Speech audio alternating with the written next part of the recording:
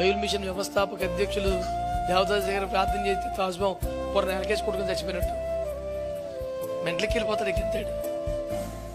ఓ పల్లెటూరులో గుంటూరు ప్రాంతంలో దేవదాస్ అయ్య గారు ఓ గృహ దర్శనానికి వెళుతూ ఉంటే ఓ చంటి బిడ్డ ఇంటి గుడిసె ఎదుట ఆడుకుంటూ ప్రాకే వయసు 6 మాసాలు 8 మాసాల వయసు. వాళ్ళమ్మ కడవెత్తికెళ్ళి ఆ పంపు దగ్గరకో బావి దగ్గరకో నీళ్ళకెళ్తే వచ్చే లోపు తాచుపాము ఆ బిడ్డ తల దగ్గర పడికి పాడుతుందంట. ఈ చిన్నపిల్ల కేరింతలు కొడుతుంది తెలియక, అది కదులుతున్నది, రెచ్చిపోతుంది, పాము బసగొట్టేస్తుంది. చుట్టూ ఏమన్నా కదిపితే డిస్టర్బ్ చేస్తే చంపేస్తుంది ఆ పిల్లని.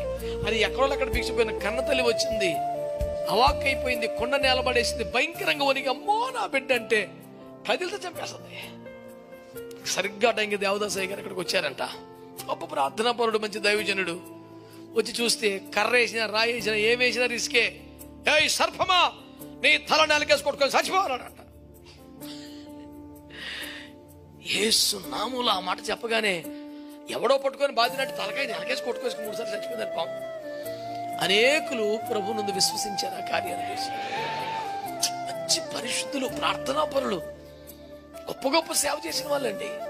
ఆయన చనిపోయి ఇంతకాలం తర్వాత కూడా బైబిల్ మిషన్ అనే పేరు మారిపోతుందంటే కారణం ఇప్పుడు జరుగుతున్న స్వస్థశాలలో కార్యాలు అంటావా? ఆ దైవజనుడు మోకాళ్ళ